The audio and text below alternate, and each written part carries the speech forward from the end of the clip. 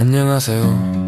오늘도 여러분과 함께하는 오디오북 사랑방 방지기입니다.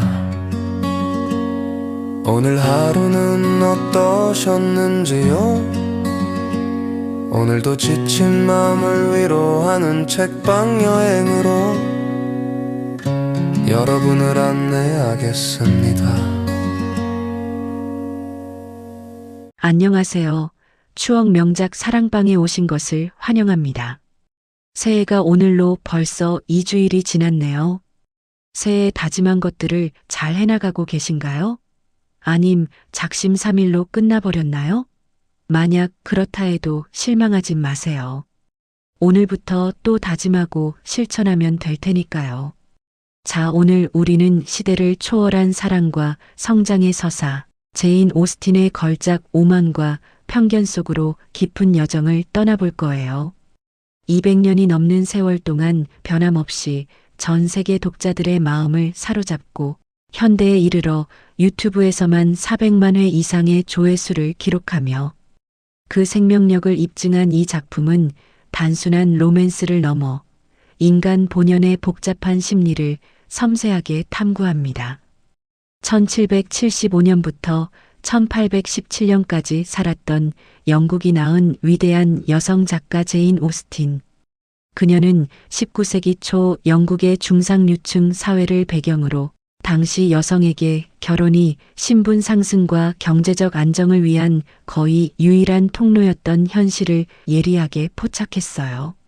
사랑보다는 실용적인 조건이 우선시되던 시대적 배경 속에서 오스틴은 여성 인물들이 겪는 내면의 갈등과 성장을 통찰력과 기품 있는 위트로 직조해냈습니다. 21살의 첫인상이라는 제목으로 초고를 썼지만 당시 출판이 좌절되었고 오랜 수정과 숙고를 거쳐 1813년 마침내 오만과 편견이라는 이름으로 세상의 빛을 보게 되었답니다. 우리는 살면서 수많은 관계 속에서 필연적으로 첫인상이라는 강력한 프레임에 갇히곤 하죠. 처음 만난 사람의 말투, 표정, 배경 등 파편적인 정보만으로 그 사람을 섣불리 판단하는 편견, 그리고 스스로에 대한 과도한 자신감으로 타인의 본질을 간과하는 오만. 이 두 가지 감정은 진실로부터 우리를 멀어지게 하고 소중한 인연을 놓치게 하는 치명적인 오류가 될 수 있습니다. 부유한 가문과 높은 사회적 지위에서 비롯된 다하시의 오만함, 그리고 상대방을 쉽게 재단하고 비판하는 엘리자베스의 편견은 서로를 향한 깊은 오해의 씨앗이 되어요. 그러나 그들은 수많은 사건과 대화를 거치며 자신의 오만과 편견이 얼마나 덧없는 것이었는지를 깨닫고 점차 상대방의 진정한 가치와 본 모습을 발견해 나갑니다. 이 과정은 단순한 남녀의 사랑 이야기를 넘어 깊은 자기 성찰과 내면적 성장의 숭고한 여정을 담고 있어 오늘날을 살아가는 우리에게도 가슴 깊은 공감과 울림을 선사합니다. 어쩌면 우리 모두는 각자의 오만과 편견이라는 옷을 입고 살아가는지도 모릅니다. 이 오디오북이 여러분의 마음속에 드리워진 보이지 않는 벽을 허물고 세상과 타인을 더욱 깊이 포용하는 시간을 선사하기를 바랍니다. 이제 제인 오스틴이 선사하는 매혹적인 언어의 세계로 함께 빠져들어 볼까요? 1. 베넷 가문의 5딸과 네더필드의 새로운 이웃. 이야기는 19세기 영국 시골 롱본 마을 베넷 가문에서 시작됩니다. 이 평화로워 보이는 일상 속에는 5명의 딸들을 둔 베넷 부부의 복잡한 셈법이 얽혀 있었죠. 당시 여성들에게 좋은 배우자를 만나는 것은 행복을 넘어 생계수단이자 사회적 성공의 필수적인 길이었습니다. 이에 베넷 부인의 삶의 목표는 오직 부유한 사위들을 맞아 딸들의 미래를 안정시키는 것이었어요. 그러던 어느 날 이웃 네더필드 저택에 젊고 부유한 신사 빅리 씨가 이사 온다는 소식이 마을을 들썩이게 합니다.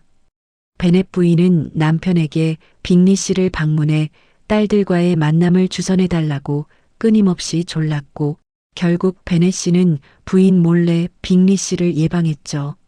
마침내 지역 무도회에서 빅리 씨와 그의 일행이 소개됩니다.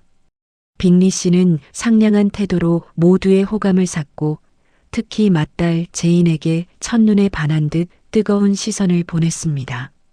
하지만 빅리의 친구인 다하시 씨는 빼어난 외모에도 불구하고 오만하고 냉담한 태도로 무도회에 참석한 모든 이들에게 불쾌감을 안겨주었어요. 특히 그는 엘리자베스 베넷을 향해 참을 수 없을 정도로 아름다운 편은 아니다라고 폄하하며 함께 춤추기를 거절하는 무례를 범했죠. 이러한 다하시의 고압적인 태도에 엘리자베스는 깊은 반감을 품게 되고 그에게 쉽사리 지워지지 않는 강한 편견을 갖게 됩니다. 이로써 두 주인공 엘리자베스와 다하시 사이에 오만과 편견이라는 거대한 감정의 장벽이 세워지기 시작합니다. 이 첫 만남은 앞으로 두 사람의 운명을 좌우할 복잡한 관계와 감정의 경랑이 시작될 것임을 예고하는 중요한 서막이었답니다. 빅리의 갑작스러운 떠남과 위컴의 등장. 빅리와 제인 사이의 싹트는 로맨스는 순조로워 보였습니다. 빅리는 제인에게 호감을 표현했고 제인 역시 그를 마음에 품었죠. 엘리자베스는 아픈 언니를 돌보기 위해 진흙길을 마다치 않고 네더필드를 찾아갔고 그녀의 헌신적인 언니 사랑은 빅리 일행에게 깊은 인상을 남겼습니다. 이 기간 동안 엘리자베스는 다하시와 빅리, 누이들의 오만한 태도와 베넷 가문의 사회적 격차를 더욱 분명히 인식하게 됩니다. 이 무렵 베넷 가문의 재산을 상속받을 먼 친척 콜린스 씨가 롱본을 방문합니다.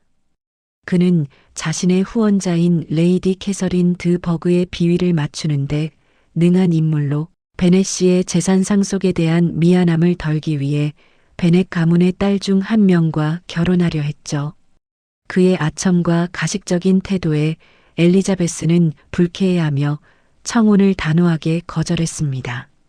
한편 엘리자베스의 친구 샬럿 루카스는 실용적인 안정을 위해 콜린스 씨의 청혼을 받아들여 엘리자베스에게 충격을 안겨줍니다. 얼마 후 롱본의 매력적인 위컴 대위가 나타납니다. 그는 다하시가 자신의 유산을 부당하게 가로챘다고 주장하며 엘리자베스는 그의 준수한 외모와 재치 있는 말솜씨에 매료되어 다하시에 대한 편견을 더욱 강화하게 됩니다. 그러나 이 시점에서 빅리가 갑작스럽게 네더필드를 떠나 런던으로 돌아간다는 충격적인 소식이 전해집니다. 이별의 말 한마디 없이 떠난 빅리의 행동에 제인은 깊은 상처를 입었고 엘리자베스는 다하시와 빅리의 누이들이 의도적으로 빅리와 제인 사이를 방해했다고 확신합니다. 위컴의 이야기가 더해져 다하시에 대한 엘리자베스의 적대감은 최고조에 달하게 됩니다. 3. 다하시의 첫 번째 청혼과 충격적인 편지. 샬럿 루카스가 콜린스 씨와 결혼한 후 엘리자베스는 친구를 방문하기 위해 켄트 지방의 로징스 파크로 떠납니다. 이곳은 다름 아닌 다하시의 고모이자 콜린스 씨의 후원자인 레이디 캐서린 드 버그의 저택이었습니다. 레이디 캐서린은 오만한 성격으로 자신의 딸과 다하시를 어릴 적부터 약혼자로 점 찍어두고 결혼시키려 했죠. 엘리자베스는 로징스에 머무는 동안 다하시를 여러 번 만나게 되고 이 만남 속에서 다하시는 엘리자베스에게 이전보다 더욱 분명한 관심을 표현하기 시작합니다. 어느 날 다하시는 엘리자베스에게 예상치 못한 방문을 하고 마침내 그녀에게 사랑을 고백하며 청혼합니다. 그러나 이 청혼은 엘리자베스에게 충격과 더없는 분노를 안겨주었어요. 다하시는 자신의 높은 사회적 지위와 베넷 가족의 낮은 신분을 강조하며 마치 그녀에게 큰 은혜를 베푸는 듯한 오만한 태도로 청혼했던 것이죠. 그는 제인과 빅리의 관계를 방해한 것이나 위컴에 대한 어떠한 변명도 하지 않았습니다. 엘리자베스는 격분하여 그의 청혼을 단호히 거절하고 빅리와 제인 사이를 갈라놓은 것과 위컴을 부당하게 대한 것에 대해 맹렬히 비난합니다. 그녀는 다하시의 오만함과 이기심을 질책하며 결코 그와 결혼할 수 없다고 단언합니다. 엘리자베스의 비난에 당황하고 충격을 받은 다하시는 다음 날 아침 그녀에게 긴 편지를 전달합니다. 이 편지는 엘리자베스의 다하시에 대한 모든 편견을 송두리째 뒤흔드는 내용이었어요. 편지에서 다하시는 빅리와 제인의 관계를 방해한 이유를 해명합니다. 제인이 빅리에게 충분한 애정을 표현하지 않아 빅리가 그녀에게 진심으로 사랑받는다고 확신하지 못했으며 베넷 가문의 일부 구성원들이 보이는 저속한 행동이 빅리의 명성에 해를 끼칠까 우려했다고 설명합니다. 또한 위컴에 대한 충격적인 진실을 밝힙니다. 위컴은 다하시의 아버지에게 유산을 받았지만 모두 탕진했으며 더 나아가 다하시의 어린 여동생 조지아나의 재산을 노려 그녀와 야반도주를 시도하려 했다는 사실을 폭로합니다. 위컴은 다하시 가문을 착취하려는 파렴치한 인물이었던 것이죠. 다하시의 편지를 읽은 엘리자베스는 엄청난 충격과 깊은 혼란에 빠져듭니다. 그녀는 자신이 위컴의 달콤한 거짓말에 속아 다하시를 오만하고 사악한 인물로 오해했으며 동시에 자신의 가족들이 보인 경솔한 행동이 얼마나 사회적 비난의 대상이 될 수 있었는지를 뒤늦게 깨닫습니다. 그녀의 다하시에 대한 편견과 자신의 판단에 대한 오만이 얼마나 큰 오류를 낳았는지 절실히 느끼게 됩니다. 이 편지는 엘리자베스의 내면에서 거대한 변화를 일으키는 결정적인 전환점이 됩니다. 그녀는 자신의 잘못된 판단을 겸허히 인정하고 타인을 성급하게 판단해서는 안 된다는 쓰디쓴 교훈을 얻게 됩니다. 다하시 역시 엘리자베스의 솔직하고 강렬한 비난을 통해 자신의 오만함을 깊이 돌아보게 되면서 두 사람 사이의 오해는 해소되기 시작하고 진정한 이해의 문이 비로소 열리게 됩니다. 4. 리디아의 추문과 다하시의 숨겨진 도움. 다하시의 편지를 통해 자신의 오만과 편견을 깨달은 엘리자베스는 깊은 성찰의 시간을 가집니다. 그에 대한 부정적인 감정은 서서히 사라지고 대신 깊은 존경심과 복잡 미묘한 애정이 그 자리를 채워갑니다. 여름이 되자 엘리자베스는 이모와 이모 부인 가디너 부부와 함께 여행을 떠나고 그 여정 중 다하시의 고향인 더비셔로 향합니다. 그들은 다하시의 아름다운 저택인 펜벌리를 방문하게 됩니다. 웅장하면서도 기품 있는 펜벌리 저택을 둘러보며 엘리자베스는 다하시의 섬세한 취향과 그의 주변 사람들이 그를 진심으로 존경한다는 사실을 알게 되고 그의 본성에 대한 긍정적인 확신을 갖게 됩니다. 이때 다하시가 예상치 못하게 펜벌리로 돌아오고 두 사람은 다시 재회합니다. 이전과는 확연히 달라진 다하시의 겸손하고 따뜻한 태도는 엘리자베스에게 더욱 깊은 감동을 안겨줍니다. 그는 엘리자베스에게 자신의 여동생 조지아나를 소개해 주려 하는 등 적극적으로 관계를 개선하려는 노력을 보입니다. 하지만 이 행복한 순간은 베넷 가문에 닥친 비극적인 소식으로 인해 산산조각 납니다. 엘리자베스의 막내 여동생 리디아가 위컴 대위와 함께 야반도주를 했다는 충격적인 소식이 전해진 것이죠. 당시 사회에서 야반도주는 가문의 명예를 짓밟는 최악의 스캔들이었으며 리디아가 결혼하지 않고 위컴과 도주했다는 것은 베넷 가문 전체에 돌이킬 수 없는 치욕과 파멸을 안겨주는 일이었습니다. 베넷 부부는 절망에 빠지고 5딸들의 미래가 모두 망쳐질 위기에 처합니다. 엘리자베스는 이 참담한 소식을 다하시에게 알리게 되고 다하시는 깊은 실망감을 드러내며 자리를 뜹니다. 엘리자베스는 이로 인해 다하시와의 관계가 완전히 끝났다고 생각하며 비통함에 잠깁니다. 베넷 가문은 리디아와 위컴을 찾아내기 위해 필사적으로 노력하지만 그들의 행방은 묘연했습니다. 가족들은 모두 침통한 나날을 보내고 있던 중 뜻밖에도 위컴과 리디아가 결혼하여 돌아온다는 기적 같은 소식이 전해집니다. 이 소식은 놀라움과 함께 한 줄기 안도감을 가져왔지만 베넷 가문은 위컴이 왜 결혼에 동의했는지 그리고 그들의 도피 생활 동안 누가 그들을 도왔는지 알 수 없어 의문에 잠깁니다. 하지만 곧 가디너 부부로부터 상상할 수 없는 놀라운 진실이 밝혀집니다.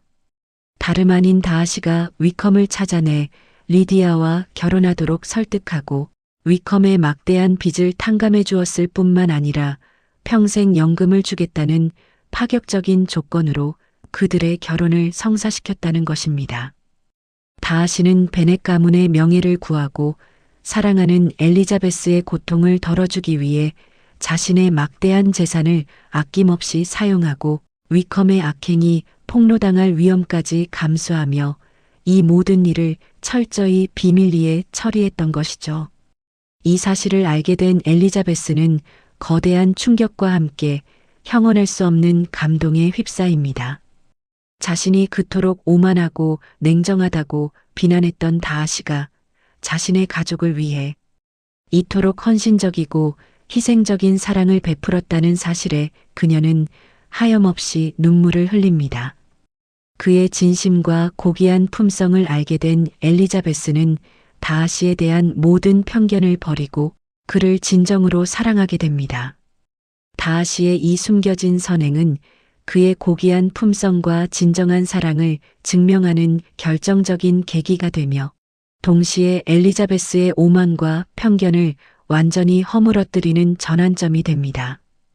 이 사건을 통해 두 주인공은 서로에 대한 모든 오해를 풀고 마침내 진정한 마음을 확인하게 됩니다.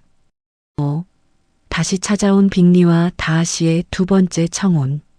리디아와 위컴의 결혼으로 인한 스캔들은 가까스로 수습되었지만 베넷 가문의 명예는 여전히 위태로운 상태였습니다.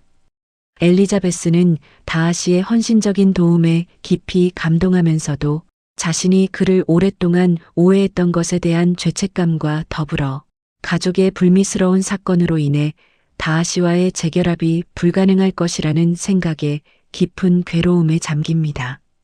그녀는 다하시의 진심을 알게 된 이상 그 어떤 다른 남자도 사랑할 수 없음을 절실히 깨닫습니다. 그러던 중 뜻밖에도 빅리가 다시 네더필드로 돌아온다는 반가운 소식이 전해집니다. 빅리는 여전히 제인을 향한 변함없는 사랑을 품고 있었고 제인 또한 그를 그리워하며 애틋한 마음을 간직하고 있었습니다. 빅리는 돌아오자마자 제인에게 적극적으로 구애했고 두 사람은 마침내 서로의 깊은 사랑을 확인하며 감격적인 청혼과 승낙으로 이어집니다. 베넷 부인은 딸 제인의 성공적인 결혼에 더할 나위 없이 기뻐하며 베넷 가문에는 다시금 화기애애하고 희망찬 분위기가 감돌기 시작합니다. 제인과 빅리의 재회와 결혼은 엘리자베스에게도 큰 기쁨이었지만 동시에 다하시와의 관계에 대한 미련과 갈망을 더욱 깊게 만들었습니다. 빅리와 제인의 약혼이 공식화된 후 다하시의 고모인 레이디 캐서린 드 버그가 갑작스럽게 롱본을 방문합니다. 그녀는 다하시가 엘리자베스에게 청혼할 수도 있다는 소문을 듣고 크게 분노하여 직접 베넷 저택으로 찾아온 것이죠. 레이디 캐서린은 엘리자베스에게 다하시와 자신의 딸 앤 드 버그가 어린 적부터 약혼한 사이이며 베넷 가문과 같은 낮은 신분의 여인이 다하시와 결혼하는 것은 가문의 명예를 더럽히는 용납할 수 없는 일이라고 주장하며 결혼하지 않겠다는 약속을 강요합니다. 그녀는 자신의 오만함을 여과 없이 드러내며 엘리자베스를 모욕하고 협박했죠. 그러나 엘리자베스는 레이디 캐서린의 무례한 요구를 단호히 거절하며 자신의 감정과 선택의 자유를 옹호합니다. 그녀는 레이디 캐서린에게 나는 내가 결혼하고 싶은 사람과 결혼할 것이며 당신의 허락은 필요 없다고 당당하고 기품 있게 맞섭니다. 이 극적인 대립은 예상치 못한 결과를 가져옵니다. 레이디 캐서린은 분노에 차서 떠나지만 그녀의 방문 소식은 다하시에게 전달됩니다. 다하시는 엘리자베스가 자신의 고모에게 결혼하지 않겠다는 약속을 단호히 거부했다는 사실을 알게 되고 이는 그에게 엘리자베스가 자신에게 아직 마음이 있다는 강력한 희망의 메시지가 됩니다.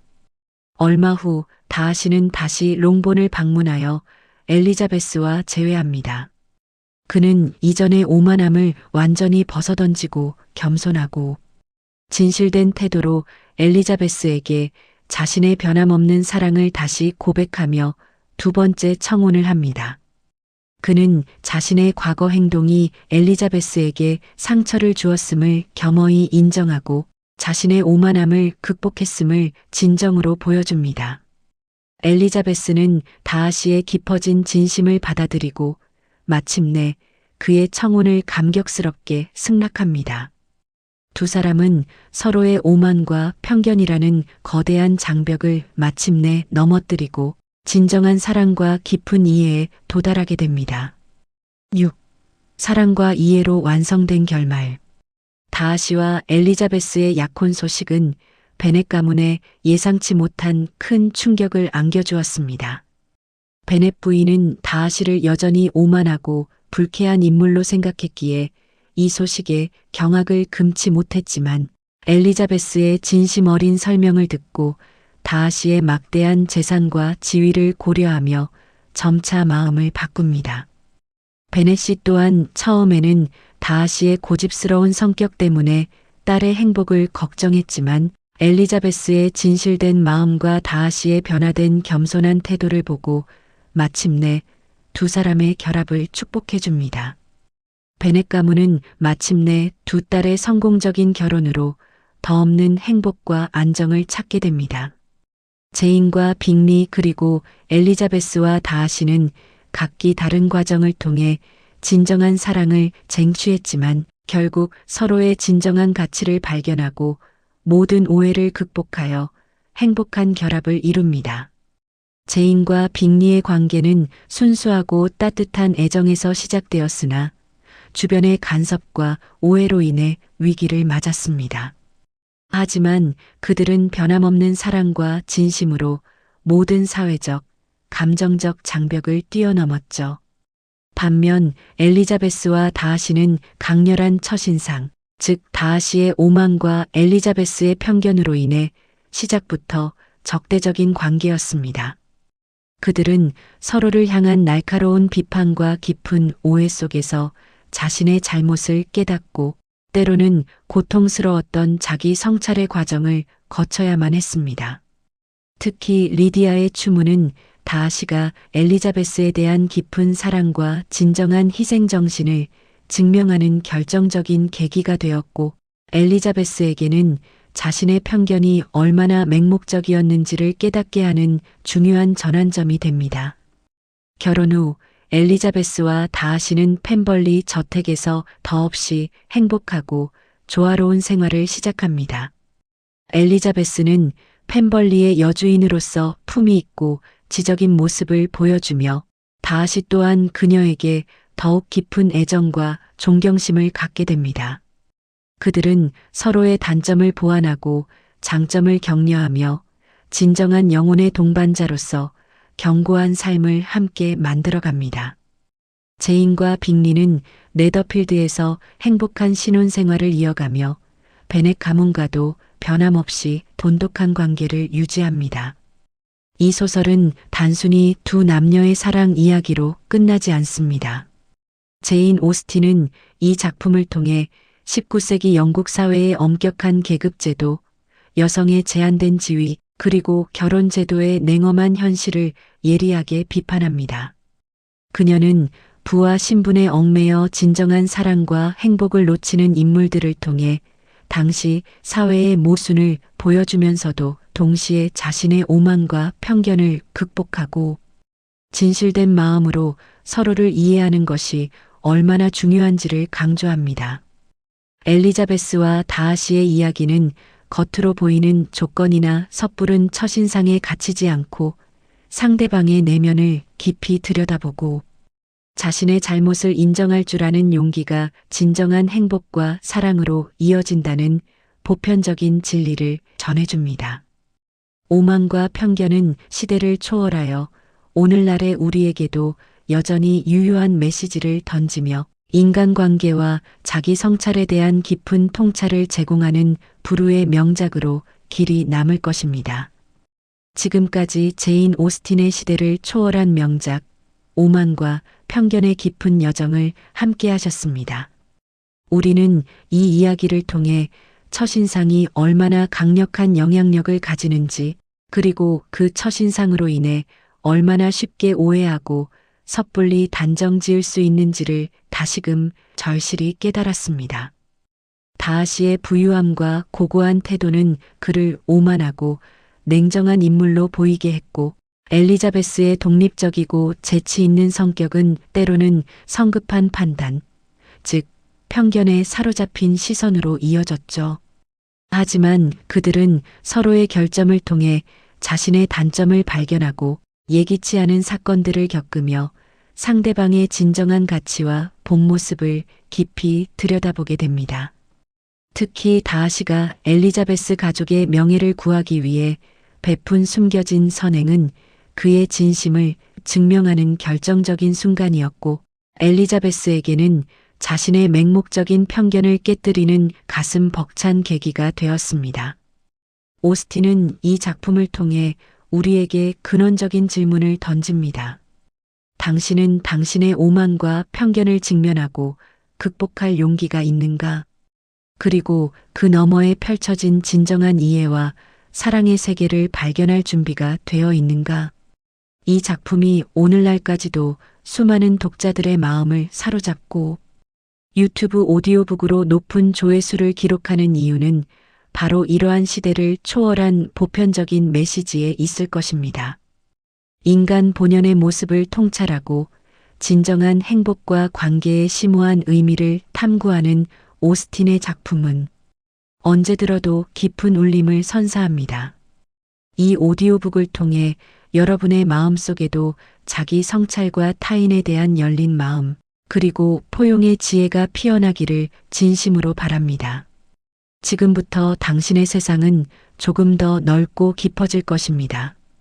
오늘 함께 해주셔서 감사합니다.